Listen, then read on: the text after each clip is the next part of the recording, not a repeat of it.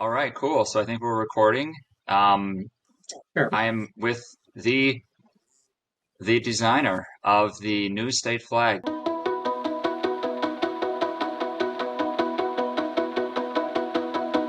I'm Andrew Prekker. I'm 25 years old. I've always lived in Minnesota. I have an Associate of Arts degree. I love doing artistic work like creative writing and graphic design.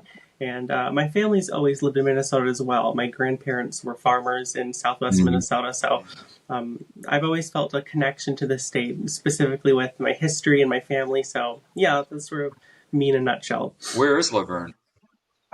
It's like the far, far southwest corner. It's like 30 minutes from South Dakota, so it's literally the far southwest county. What's kept you around Laverne? I don't know. I guess. I mean, I haven't really had any sort of strong feelings to really go anywhere else. I'm pretty happy here for now. So I've just enjoyed being here in this town, and it's really, I didn't enjoy it living here so much when I was younger, but I think as I've grown older, I've seen the benefits of it and how nice it really is. So I've definitely grown to appreciate it for what it is.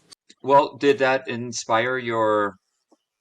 So talk about like the uh, like when you saw the application, the okay, we're taking applications for or submissions, I should say, for the flag.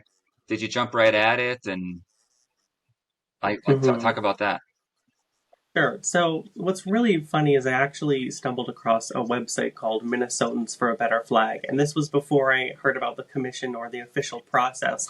So that was like probably only a couple weeks before the commission. I stumbled upon that website, and I kind of learned why our flag wasn't effective and wasn't really embraced by people, and also was very offensive with its imagery. And I loved the idea of the movement behind updating the flag, because a lot of other U.S. states have been changing their flags. It's kind of this more recent Yeah. cultural movement, and so Minnesota is just kind of the next in line to attempt to do that. And so I kind of started already designing a flag concept and coming up with ideas, and then it was. I think exactly 2 weeks later that I saw the official commission was announced that they were accepting submissions for the new state flag, and I was like, "That's perfect timing. I've Wow. already been working on this, and it felt like fate. So I just kind of kept revising my ideas, and I was very excited and eager to submit up to three flag designs. So it was very hard whittling down all of my ideas just to three that I could send in. Well, so the process of that, like, did you? I mean, well, first, once you saw that they were creating a committee to redesign the flag, you were just like, well, I'm as committed to this as ever now. Like, this is happening. This is Yeah, the real thing. yeah. I'm all in. And Hmm. were you looking at other flags? Were you? Someone asked. So I asked, and I'll be getting to these a little later, probably, or even throughout the interview. Um, but I put the question up on Facebook. I said, "Hey, Facebook friends," because I asked about the two flags before on Facebook, and I got a bunch of responses. And that's when someone said, "Hey, I can get you in touch with the designer." Um, Hmm. but then I said, "Hey, I'm interviewing Andrew. What would you like me to ask him?" And that was one thing someone put up was, did he get his inspiration from other countries or other states? So, like, Right. when you said you were coming up with all kinds of different designs, where did those come from? Yeah, so I 100% looked at other U.S. state flags specifically. I didn't look at any country flags while designing it, just because sometimes the styles can be a little different, and I specifically wanted to see what made other U.S. state flags in particular successful and popular, and Mhm. which redesigns were more embraced by the state, and what made those work. And so I strictly only looked at the other U.S. Yeah. state flags, like Texas is one that I really like. Colorado, Arizona, those were kind of a few Okay. that really inspired me and were very simplistic in their design and very abstract, but also contained a lot of meaningful symbolism to the state. So those were kind of that's what I mainly looked at for inspiration and kind of guidance for what to do when creating my own flag for sure. Okay. And then, it was just the creative process, like let the ideas flow, and Yeah, like a writer just many. lets it come off his Mm, pen. You just graphic design yeah. there, clicking away, and colors, Oh, and exactly. spent many hours. Like I created, I think over 50 different variations of flags. I tinkered with colors for so long it drove me insane. It was a very long and complicated process, but it's also so much fun. I love diving into the history of Minnesota and coming up with different kind of graphic design ways to do it. It's just, I love doing art and kind of Hmm. creativity in general. So it was kind of a project that I was really excited to dive into and see what I could create. Yeah. Yeah. No, I can relate somewhat. I make even for YouTube thumbnails, and then I'll sometimes choose a Mm, border, and it's like, what color border really talks to the content of this video? This is an right. alarming video. I need red, or it's a soft video. I need a I don't know, who knows what color, Hmm. soft blue or something like that. So I could see how you would Right. just really get into like perfectionism even with the tint of blue, Hmm. which of course Right. Oh yeah. was Oh, was a featured color in your design, blue, green, and hmm. white. Um, Hmm. okay, and then you had to whittle those 50 down to three. Hmm. Yeah. So the committee only limited the submissions you could send into three for flag and three for state seal because they're also redesigned the state seal. And I'm really glad they did limitations because artists can get a little crazy by throwing in every single design they have. But it was very difficult to whittle down all of my ideas. I mean, I happily could have sent in 20 different flags, and there's so many different ways that the designs could go. So it was very hard to whittle it down. But I got a lot of advice from vexillologists, which are experts in flag design. I asked all of my friends and family. I posted frequent polls on Facebook and Reddit. So I Wow. really tried to do my due diligence in what represented Minnesotans and what did people think was the most effective and symbolic flag. So I really worked hard to try and make sure the three that I submitted were the best ones that I created. Well, I have to say, it's kind of a feel-good story that you won because usually the person who, maybe not usually, but maybe the stories we always hear about because they're anomalous are the people Right, who like just scribble something on paper for like the Nike logo, right? The famous story of the right. Nike logo, the woman came up with it in 5 minutes or 15 minutes or I don't know, maybe one Yeah, hour, whatever it yeah. was. It was a very short period of time for something that would Hmm. go on to help the company become a giant. Right. So you put in all this work and it paid off. So that's kind of actually Oh, encouraging for to hear. sure.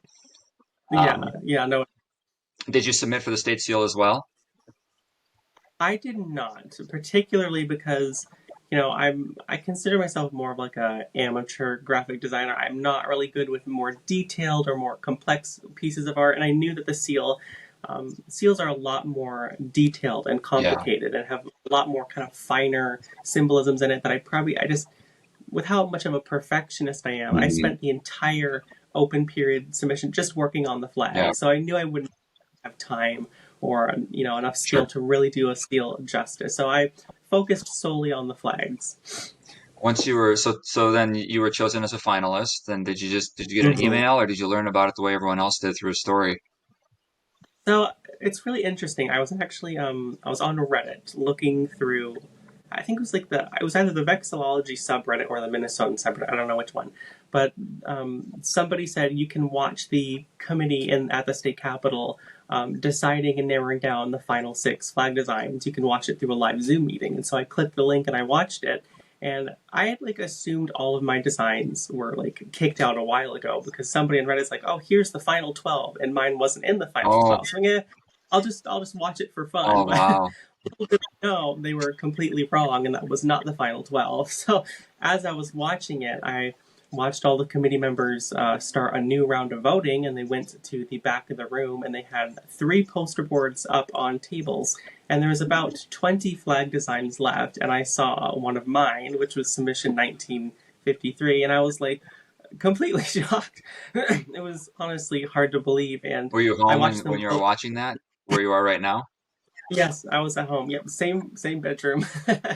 So it was honestly so like shocking and surreal to watch them, voting on it as well. I was like, I'm probably going to be kicked out at the 20 stage, but I watched for a couple hours as they kept narrowing down the designs, and then they ended up selecting it as the final one of the final six, and I was like just so shocked. It was, the odds were not great because there was over 2,100 submissions for the flag. So you go into it really not expecting to Hmm. get far or anything. Hmm. So I was just so excited to be in the final six, and even if it ended there, I was just excited and proud, and it was so cool to know that the committee themselves saw a lot of potential in my design. So all of my hard work, I felt like, had paid off.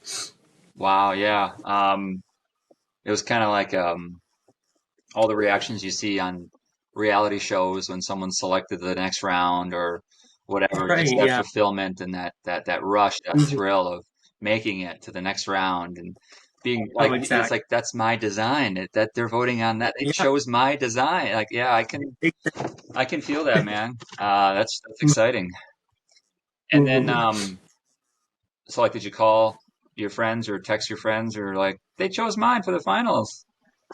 I did, yeah. I like contacted my friends and family. I ran to my brother's bedroom that night, and so he watched as they selected it as the finalist too. We were both just like shouting and screaming because we were so excited. But yeah, I posted on Facebook, and there's so much support from my friends and family, and even just from my hometown in Laverne, you could tell that everybody from my town was so excited because it's like we're just a small town in the southwest corner, and to have me being one of the six finalists is just kind of cool to be able to get my name out there, and the town feels really, I think, excited for me on behalf of all of us. So, yeah, just everybody was so supportive and excited for me just for being a sixth finalist. Was there a, were they all submitted anonymously? Yes, yes. So all the artists submitted anonymously. The committee didn't know who designed what, and people could stay anonymous throughout the final six or the final flag as well. But I think all six of us, wanted to come forward and say what our designs were and advocate for them, campaign for them. So yeah, Oh, kind of like an Oscar push at the end. a little bit, a little bit.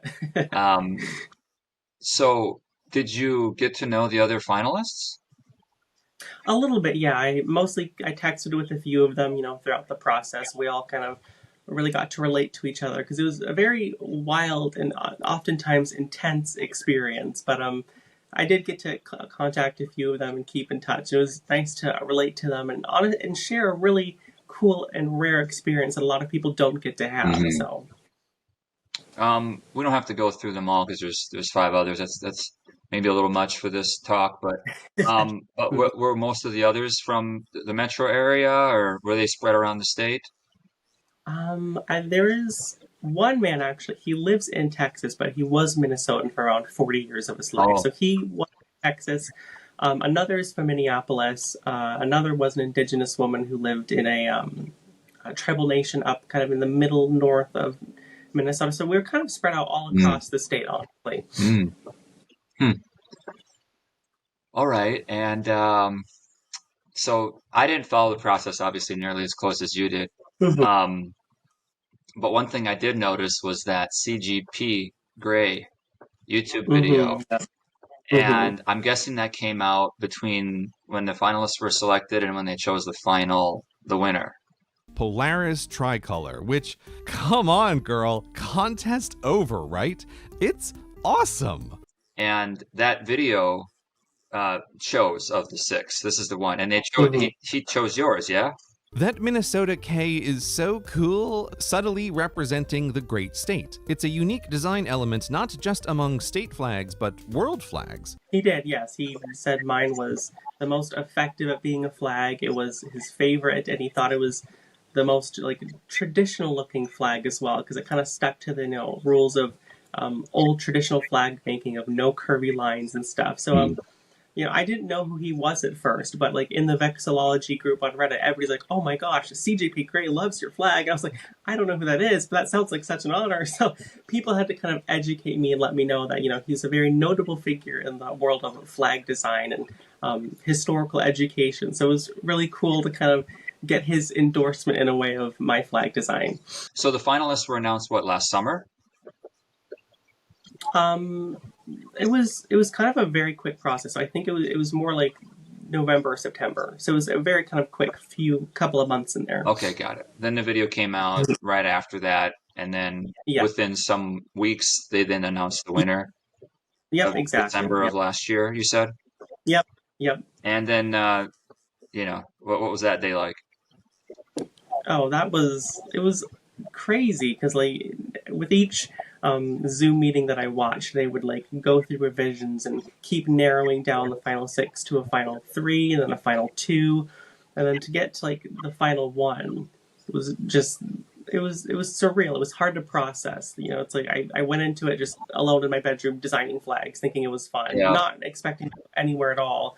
And so to get to the final stage was just such an honor and a privilege, and it was so exciting to see that. And I was definitely nervous while the committee was going over revisions because some of their ideas really conflicted with how I perceived the flag and thought design choices should go. But fortunately, they ended up going in a direction I really liked. And they also brought some professional graphic designers on board and a couple of vexillologists. Was So that all they kind live streamed, or like of, what yeah, was for it the that most you part. observed? Like, so they did the narrowing down from six to one. They did that Hmm. one, um, Yeah.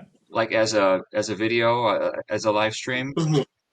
So there was like probably I think like maybe 6 or 7 live streams that I watched, and there was like probably the first three was like narrowing down designs and also working on the state seal. So they're kind of doing both of those simultaneously.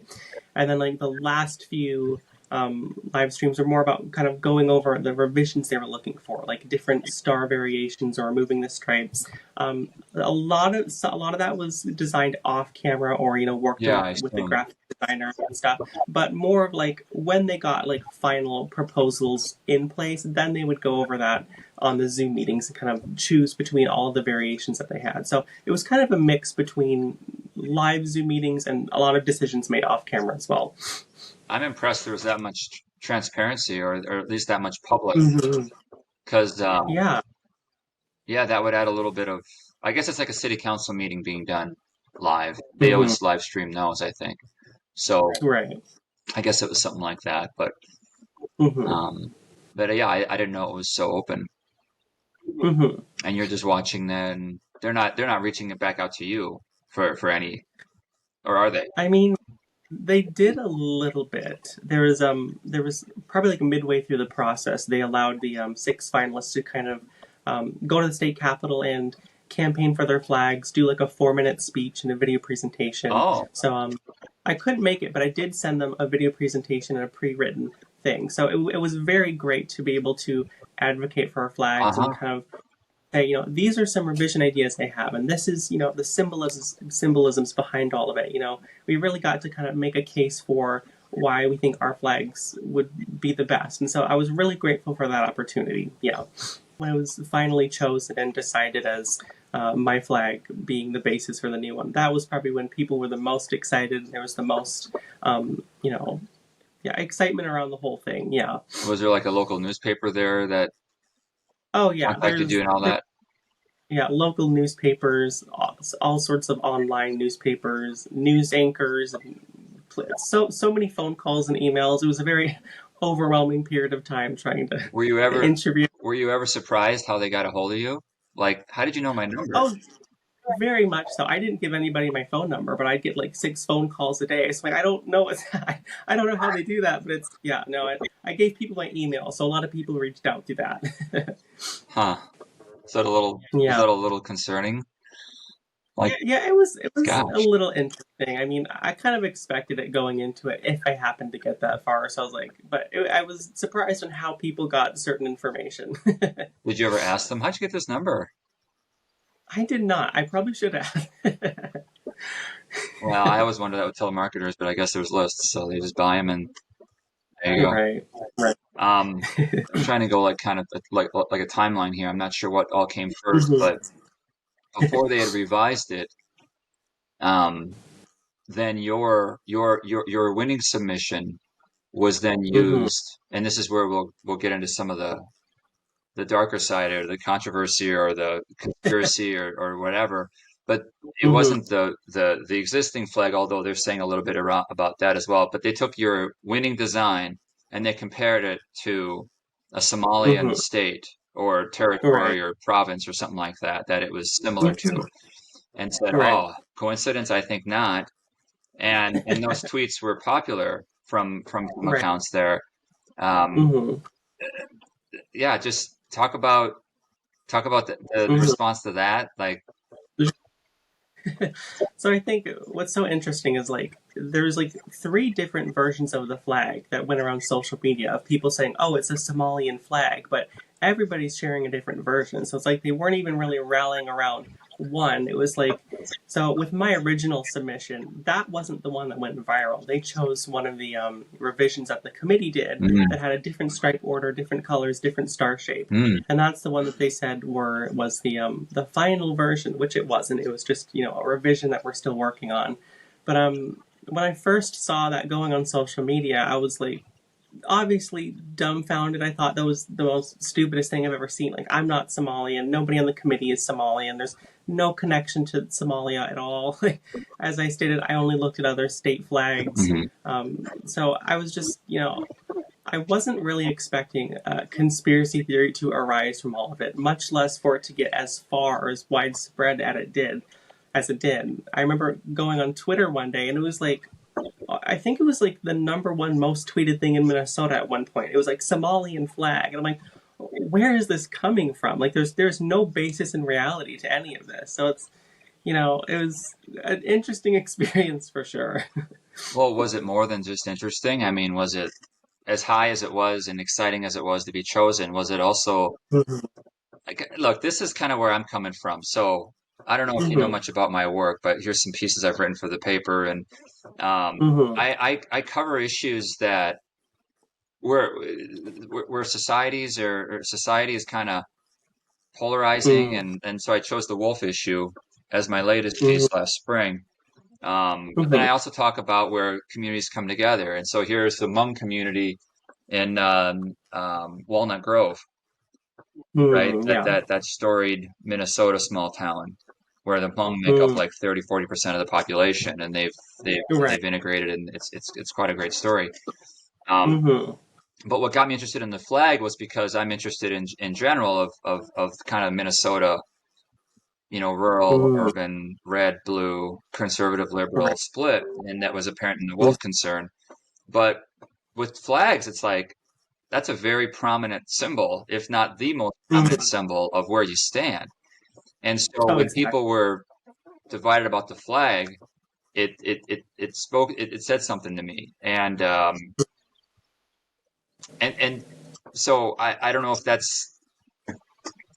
was that a, did that kind of unveil the reality of just how divided the state is, or how divided even America is, that people would take this Mm-hmm. image and twist it into something it's not.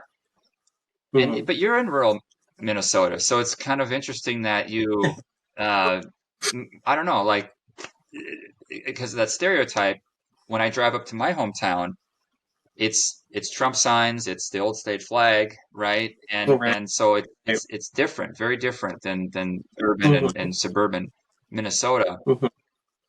But I guess did that open your eyes to some of that division, or Mm-hmm. maybe just the extent of it? Mm-hmm. I mean, that's a good question. I would say it definitely opened my eyes more to, I think, how easily people can be influenced into into that political divide almost. I think it's very easy to get caught up in like strict political parties or roles and kind of go along with what everybody else says in terms of, you're almost like an ideology of some Hmm. sort of. Um, I think like when the flag redesign kind of whole process was going about and my flag was like chosen, there was a lot of even just controversy and apprehension from the more conservative sides just about the old flag being, ushered out of being our flag. A lot of them said this flag represents us. We love this flag. And, even despite its very colonialistic, very racist imagery and history and even the historical context behind it, a lot of people were still very upset at that being changed and removed. So I think, just kind of starting from that point already, there was a lot of division almost between political lines about whether we change it or whether we keep the old flag.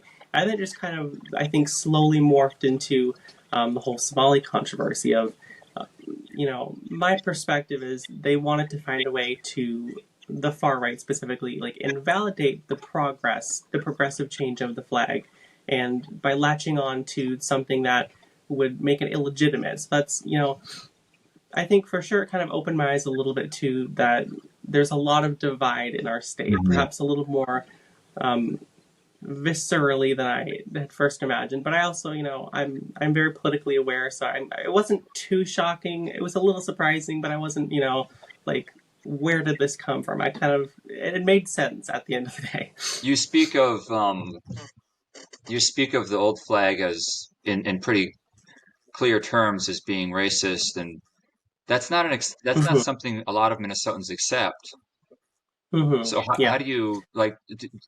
But you seem pretty certain in that assertion that this is a Oh, racist flag, and you may not see it that yeah. way, but I firmly believe it's racist. Is that how you Yeah. see it?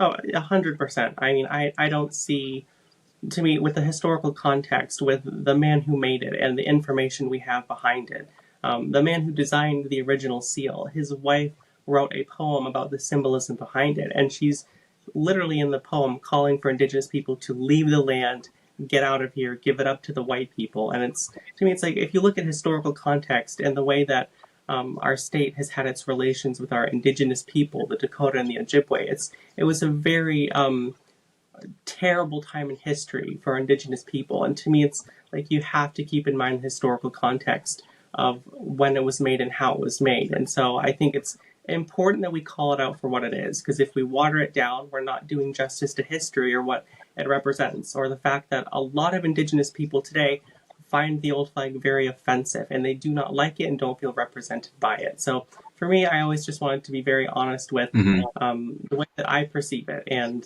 a lot of people disagree with that, but I'm trying to come at it from a historical perspective. So, yeah. There's also though just the kind of the reality of the situation, right? And that's that the flag, uh, like for whatever reason, if you think, oh, they don't Mhm. understand, or they're stuck in old times, or whatever it might be, if people are still motivated to not use the new one, and I see like there's a Legion right right a block away from me, and now it's been May, Mhm. June, July, like three months or so since the flag was unveiled, and that Legion still flies the old flag, and at some point you think it's Mhm. intentional. And Yeah. so, Yeah. this says nothing about your graphic design skill, about anything Mhm. about you, but do you feel a little weird, or uncomfortable, or even hurt, or something like that, like taking it Mhm. personal that people are saying, like, is there some rejection feelings Mhm. in there, or something, I could imagine a lot of different ways to interpret that, having your Mhm. flag being like rejected by a lot of Right. Minnesotans who want to go with the Right. old one, having the old one being sold out of the stores, Mhm. and the new one not being embraced. Right. It's a very nuanced situation. I think probably earlier on at first, I did take it a lot more personally, but specifically because people were deliberately messaging me and making it very clear they hated the flag, they hated me, just lots Talk of, about that. What, negativity. what, what what was happening there? So, when the process was going about, there was a lot with the final six being chosen and them narrowing down the final three. Kind of as the process kept going along, that's when people were really, I think, trying to find the final six flag designers and really make their voices heard. Sometimes for the positive, a lot of times for the negative, and so a lot of people, specifically near the end of the process, when my final flag was chosen, that's when I got a lot of outreach from people who were very disappointed and upset, and you know, didn't mince their words at all in terms of how much they disliked it. So it's, I think at that point in time, I did take it personally because it's like, I worked so hard on the design and so hard on making it something so relevant to Minnesota's history, culture, and people. And to, for a lot of people to kind of generalize the process and tell me things that just blatantly weren't true. It was hurtful at first, but now I've kind of reached a point where I understand, it's, as I said before, there's this divisiveness with politics, and I understand they're coming from a completely different perspective. It really isn't about me or Yeah. my contribution to it at all. It's just about how they perceive the world and what they want to accept And so, I mean, yeah, if people want to fly the old flag, they're perfectly fine doing that. Yeah, that's all I have to say, I guess. Man, I'm so sorry that you had to deal with that. Like, I I didn't even Right. know that happened. Of course, I was just imagining seeing the old flag up and being like, oh, I wish they'd use mine. I put in a lot of work, but to me, it was all indirect. Like, I had no No, idea they actually found you, and yeah. did it ever come from both directions, so to speak? Like, did some say they should have chosen an indigenous person, why they chose a white male? Did that ever kind of stuff bubble up? Um, Not necessarily. There's nobody ever kind of on that side who had harsh criticisms or anything really. Um, Honestly, I kind of found those comments came from the same group of more far right conservative people saying, "Well, oh, he's just a white man taking an indigenous person's spot." It's like I understand that criticism because we should absolutely be centering indigenous people in this conversation. There was one indigenous woman as a Final Six flag finalist, and she should be so proud of how far she got with that process. Um, yeah, but it was mostly just kind of the one side that really had their criticisms. Did it change your perspective on the state? Like, well, like when we saw, like Tim Walz always said one Minnesota, and I thought that was a, Mm-hmm. I mean, all I could see was the unfortunate irony in Mm-hmm. saying one Minnesota when it was as Mm-hmm. divided as it's ever been around COVID. Right. Um, so you create a flag, it's supposed to represent the entire state, and Mm-hmm. a lot of people would prefer the old one, okay, but then to get that much hate, Mm-hmm. does it make you less, well, you know what? Don't fly my flag. Like I don't want you to fly it. Or you know what? I'm not as excited about Minnesota suddenly anymore. There's so many people in the state Uh, that are really, yeah. they don't like me and they were attacking me. Like why do I even, I don't want to build a Yeah. flag for them. Like they're not good people. No, I don't take it in a pessimistic way quite like that. I'm still very proud of the flag. I'm very proud of our state. And I think one thing that was super great about the committee and the whole flag design process was they shared other examples of flags being changed, like Canada's flag, for example. Everybody around the world knows what Canada's flag looks like, and it's one of the most iconic and beloved flags in the world. And when they first changed that flag, so many Canadians absolutely hated it. There was riots in the street. There was protests. People said it was a horrible, ugly flag. It doesn't represent Canada at all.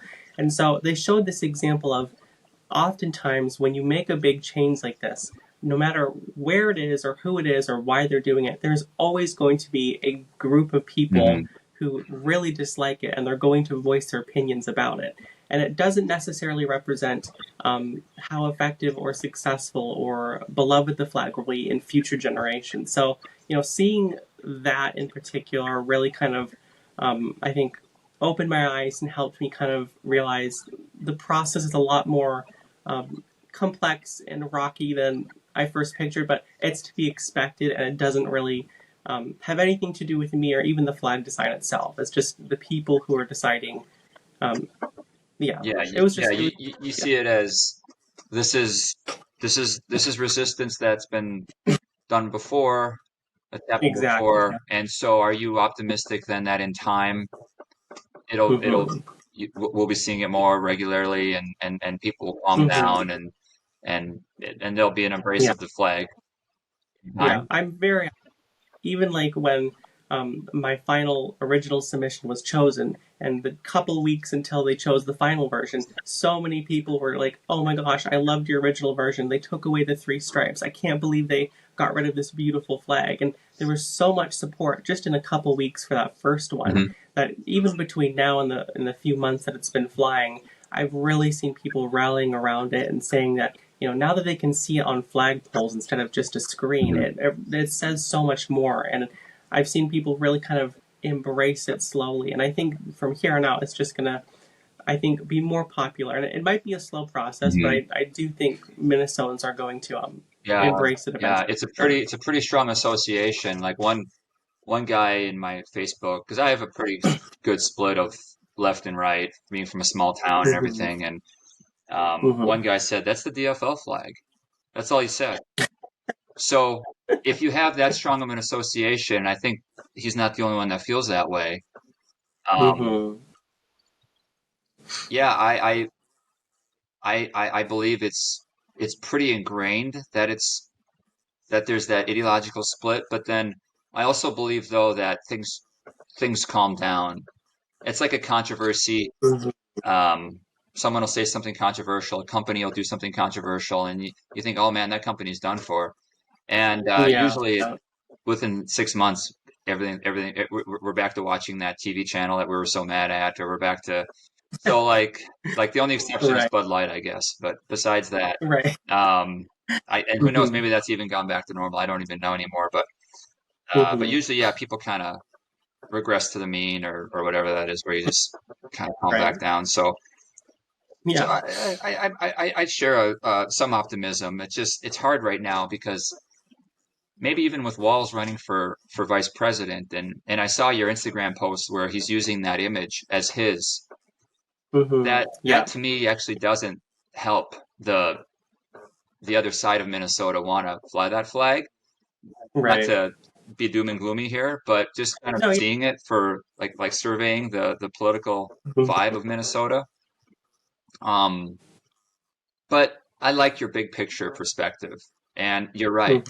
Like I didn't know there was that controversy about the Canadian flag, and Mm-hmm. that's a great perspective to add. So I appreciate that one, Right. that perspective you had to this conversation as well, and I appreciate your optimism, and I appreciate just your dedication to the design of the flag, and it seems like the right person won. You know, someone who really put their heart into Mm-hmm. it, and is very proud of it, and is a proud Minnesotan, and just yeah. So I think it's great, and will come on and share about it. You know, and Oh. face the controversy. Like I don't know how I would handle it if I was getting dozens of messages or who knows how many you were getting. So Mm, well yeah. done taking Yeah. it on the chin like that and trying to be the Mm. bigger Thank person. you so much. Yeah. Thank you. I really appreciate that. Um, I think the questions people asked me, we actually got to. Like Mm-hmm. if you had other ideas, I think the answer there was yeah. You had like 30 of them. Um, yeah, like people are asking about your response to the backlash. Mm, yeah. One person did ask if you did consider like indigenous inspiration Mm, uh, I did. for the design. Early on in the process, while doing research with flags and specifically Indigenous representation on flags, I think there's like only 4 or 5 other state flags in the United States that specifically reference their Indigenous communities on their new flags. And earlier on, I did really want to try to include that. We have 11 federally recognized tribal nations in Minnesota. So I toyed with ideas of adding like a sun with 11 rays or 11 different stars just to really kind of, Mhm. point them out and, really give them their due for being here first and their importance of them in the history of our state. I ended up not going in that direction solely because the simplicity with flags was so incredibly important. And, the flag itself is supposed to represent all communities, Mhm. kind of regardless of on the nose interpretations. So I guess a lot of vexillologists in particular were saying that my concepts were very complex and kind of overcomplicated things. And so I guess just for wanting a flag that would be the most successful and effective, I kind of removed those elements. But I do Mhm. think I did create it very much intentionally with our indigenous communities in mind and wanting it to represent them and the beauty they see in our land as well. So Mhm. I'm really hopeful that they see the flag in a way that represents them. Mhm. Yeah. Yep. Um, yeah, that simplicity and imagery has I've learned that through YouTube thumbnails, and Yeah. it's oh man, my first ones were like trying to get so many words on them, and Right. like Yeah. that ain't gonna work. And lo and behold, Yeah. it's the picture of Mr. Beast with a big face that gets the most views. So I don't know if we want that on a flag, and Yeah. I don't know if I want that on my YouTube thumbnails, but yeah, keep it simple. Mhm. Thanks, man. Of course. Thank you so much for letting me share my experience. I always appreciate being able to share my point of view from all of it. So I really appreciate you letting me do this. And so thank you. Yeah, you're very welcome. Thank you. We'll talk to you later. All right. We'll see you later. All right. Bye-bye. Thanks. Bye.